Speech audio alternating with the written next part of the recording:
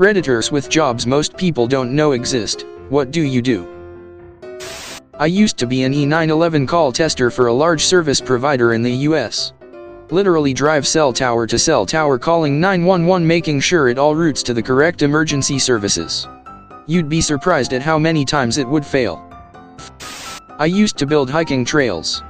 A lot of people assume they just are naturally formed or something, but that's the goal of a good trail builder.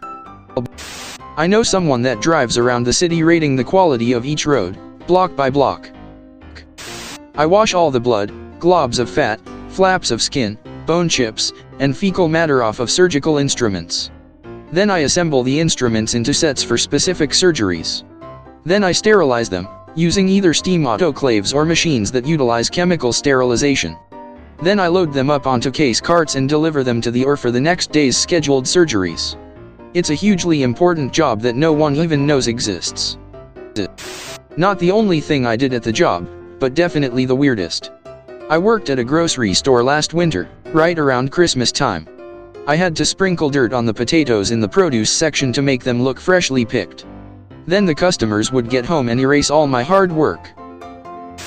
My mom is a horse braider, not a breeder but a braider.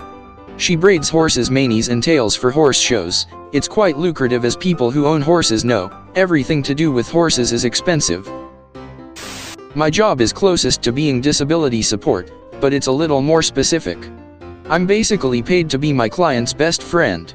His disability makes him either the coolest person ever if he likes you, or the most difficult person if he doesn't. So keeping him in a good mood requires me to be like a constant hype man, and getting him pumped for the next little part of every day. And his thing is he can sniff out insincerity a mile away, which is why none of the past caregivers have worked out, so you have to genuinely enjoy hanging out with him. Which luckily I do. Not sure if this answer is on topic, but it feels like a very unique job to me. When my mom was in grad school, she would drive around and collect dead babies and deliver them to the med school where she worked. I'm a flavorist. We basically create or duplicate flavors using chemicals, extracts, oils, etc. Food processing destroys a lot of natural flavors, so it's our job to make sure the food tastes the way it should. For example, products that say, made with real cheese, taste so good because of cheese flavoring, not because there's a small amount of cheese in there. You think you know how something tastes until someone asks you to duplicate it for them. This isn't a funny one really, but I used to work in clubs/venues doing lighting and other tech work. On club nights, I'd be operating the lighting rig and people would come knock on my booth window and think I'm the DJ. They, and people I'd meet who ask what I do for work, would usually say, "Oh, I always thought it's just a computer or something." I mean it is, but I tell it what to do. I caption telephone calls in real time for the deaf and hard of hearing as my part-time job. I paint corporate scenery. Corporate scenery is everywhere, but it's designed to be unobtrusive. Whenever there's a stage at a conference, or a trade show, or product release, or an ad shoot, they hire a scene shop to build and paint their specific design. For a high-profile example, my shop built and I stained the wood for the Ubisoft stage at E3 2019. Pretty much anyone can slap a coat of paint on a wall. My specific skill is needed to mix exact brand color matches, paint logos onto things, and when the work is going to be seen right up close, I can do really high finish work to make it totally clean and perfect and give them the exact sheen/surface quality the designer specifies. I'm a commercial diver. I do underwater construction/salvage/inspection.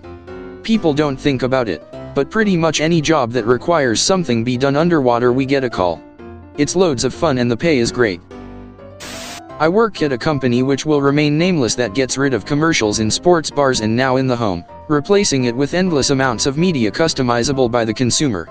My job as quality control is to push a button on an iPad when ESPN, for example, switches to commercial from the program, which triggers the change in all restaurants/bars using the service. BTW, every Dave and Buster's in the nation uses our program. TLDR. I get paid to watch ESPN and push a button on an iPad.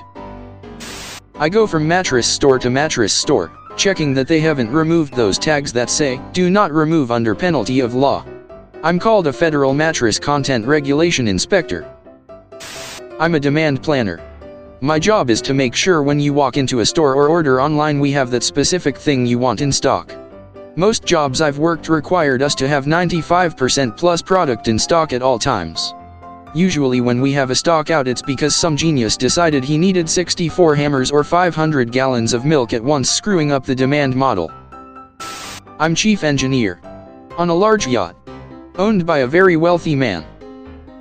I'm the person who argues with your insurance company that you really do need the procedure/diagnostic/medication your doctor ordered. Yes, the patient really needs it. No, that substitution won't do. We tried that already. We tried that too. No, we need it now. So when your doctor or nurse says, we're getting that approved, unless it's a tiny clinic, it's someone like me trying to make it happen. And no, I don't always win, but I always fight for it. I work as a falconer, using birds of prey to keep other birds away from train tracks, airports, farms, you name it. It's like being a bird bounty hunter. I'm a butler. I work for a marquis in the West Midlands of England in a large estate. I'm always surprised, but a lot of people didn't know it was a real job, especially Americans.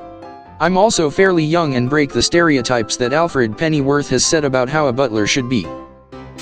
Not anymore, but for a while I was an ocular procurement technician. I would harvest corneas or entire globes from recently deceased people for transplant or research. I used to answer calls from people stuck in an elevator all over the US. You would push the button thinking you were calling someone in the building. Nope, you were getting some person in a Texas call center. I work as a stand-in bridesmaid. Basically, if a bridesmaid decides not to arrive at a wedding, you can hire a stand-in bridesmaid.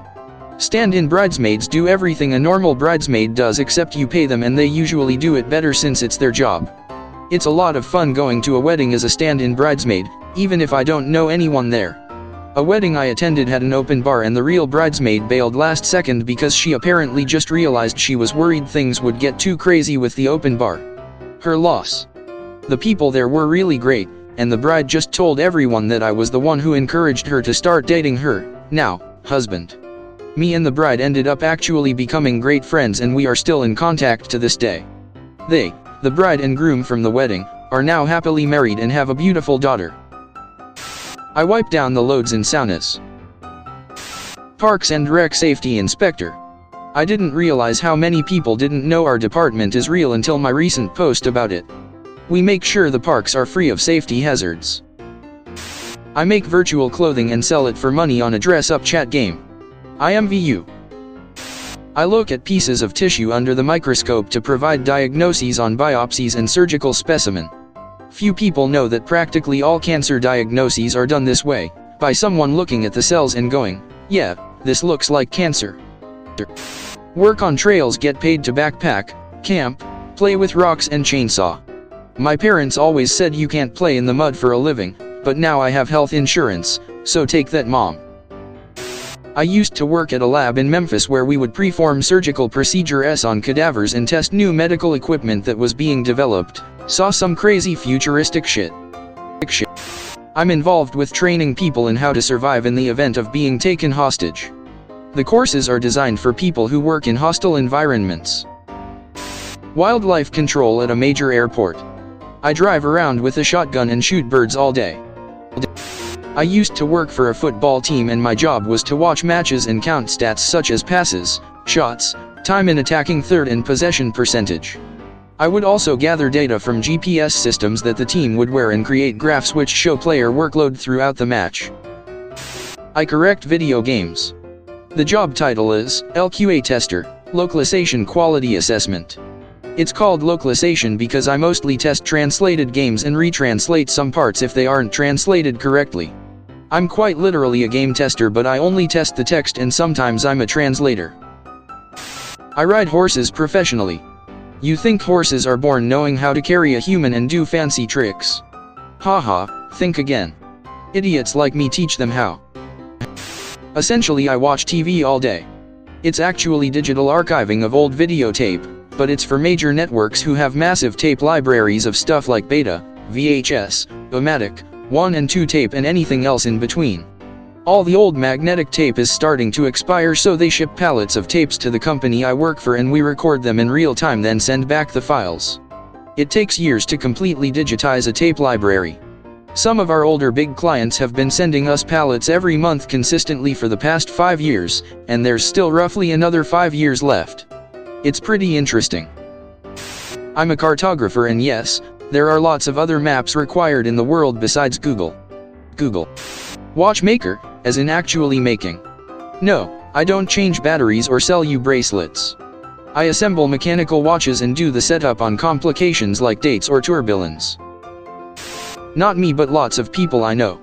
In the dog show world, top winning dogs aren't usually handled by their regular owners, but by pro handlers who travel the country to show. They usually have regularly paid assistants, but also are frequently accompanied by junior handlers, kids under 18 who compete in junior showmanship. These kids leave home for months at a time and do school on the road to travel with handlers as an assistant. Usually these kids are competing to be the top junior handler in their breed or group.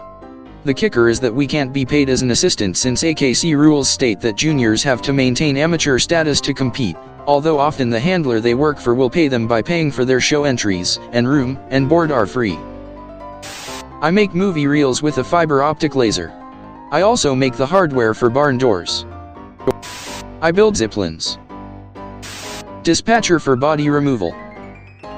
I work in a school, but not for the school, keeping an eye on a student who is just starting back into school after having been kicked out of a few. Mostly it's stopping him getting to the point where he wants to smash people's heads in with the wonders of distraction. Oh boy, what is this? I'm a luthier. I build and repair stringed instruments. I work at a zoo near an airport, and not a lot of people realize that penguins are so naturally inquisitive they'll stare at a plane passing overhead to the point they fall over. It's my job to watch over them and help any back to their feet. I've been at it for nearly 2 years now, so know the flight schedule inside out, so I just read it between planes. I'm a Google spy. I'm on my phone and out and about all day. Subways, museums, airports, and downtown areas. I'm just walking around, staring at my phone, while collecting massive amounts of data, something like 5 GB an hour. I collect Bluetooth access points, Wi-Fi hotspots, your router, everything. Then it's used to make Google Maps more efficient. Making CPR dummies of animals for vet schools. How else do you teach people how to do CPR on a goat without really pissing off a goat?